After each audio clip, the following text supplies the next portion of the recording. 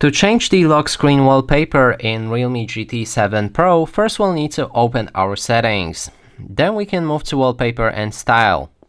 Right here you can browse through different themes, but if you don't want to change that, click on the one that is in use.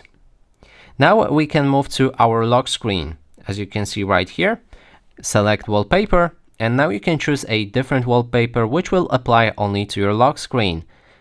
We can also go for the album that was visible up there to select the custom photo. When we're ready, click on Apply.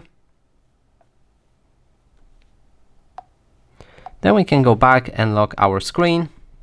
And as you can see, it changed for a different one since the wallpaper carousel is enabled, and we can disable wallpaper carousel in the lock screen settings right here.